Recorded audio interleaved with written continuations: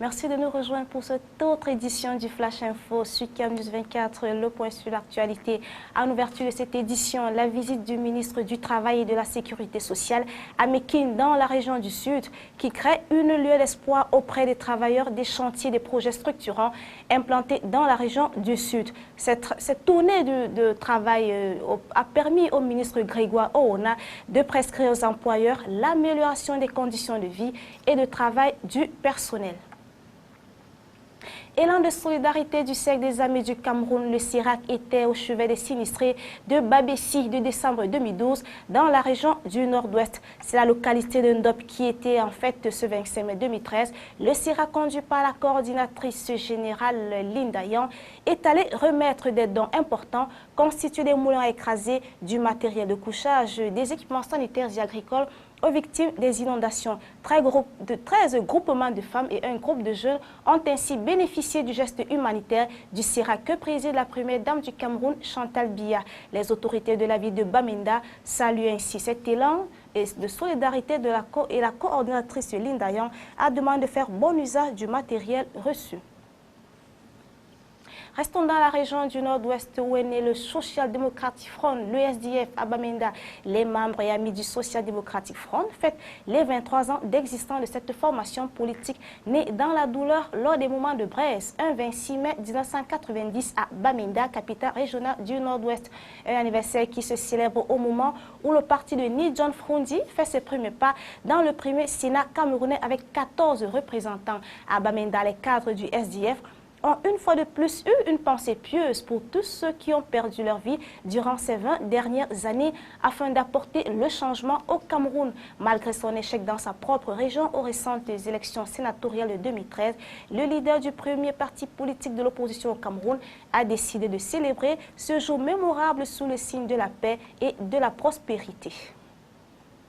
Le lancement de la Journée nationale de l'éducation physique se célèbre le 2 juin prochain. À Berthois, dans la région de l'Est, le gouverneur Samuel Dieudonné Ivahadiwa vient de procéder au lancement de la dite journée. Et c'est au stade municipal de Berthois que les populations se sont livrées à la pratique du sport, laquelle activité permet d'éloigner certaines maladies. À Marois, dans la région de l'extrême nord du Cameroun, l'opération de réouverture des inscriptions sur la liste biométrique et de distribution des cartes d'électeurs a été lancée ce 24 mai 2013. Le secrétaire général de la région, qui présidait la cérémonie, a invité les retardataires à saisir cette occasion pour se faire inscrire. À présent, la page étrangère avec les confrères de l'agence France Presse.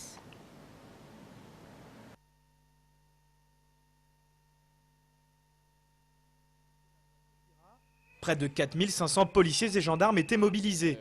Plusieurs figures politiques ont rejoint le défilé, parmi lesquelles Jean-François Copé et Gilbert Collard. À 17 h, aucun débordement n'était à déplorer, malgré les craintes des forces de l'ordre. Le Liban rattrapé par le conflit syrien.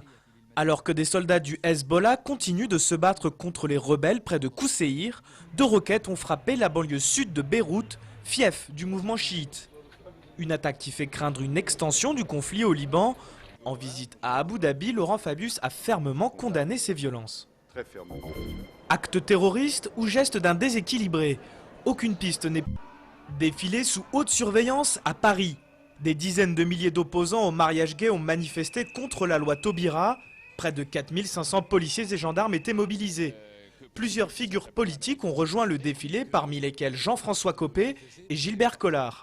À 17 h, aucun débordement n'était à déplorer, malgré les craintes des forces de l'ordre.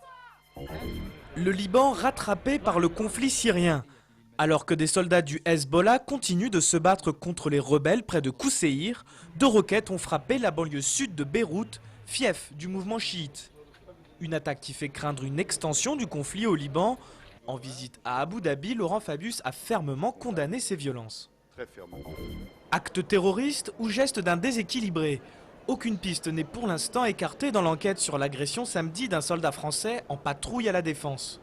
Blessé au cou à l'arme blanche, il a été admis à l'hôpital militaire de Percy, mais ses jours ne sont pas en danger. L'Étoile du Sud au firmament du football européen. Le Bayern de Munich a remporté la Ligue des Champions après sa victoire 2-1 face au Borussia Dortmund. C'est la 5e fois que le club décroche ce titre. Des milliers de supporters ont fêté toute la nuit dans les rues de Berlin et de Munich la victoire du club allemand. C'est déjà l'heure du bilan au Festival de Cannes. Et la plupart des critiques s'accordent à dire que le cru 2013 est particulièrement bon. Habitués de la croisette, Roman Polanski et les frères Cohen ont suscité l'enthousiasme des festivaliers. Mais c'est le français Abdelatif Kechiche qui a séduit tout le monde avec La vie d'Adèle, véritable coup de cœur de cette 66e édition. Fin de l'édition, merci à tous de votre attention. Restez sur Camus 24, les informations sont en continu.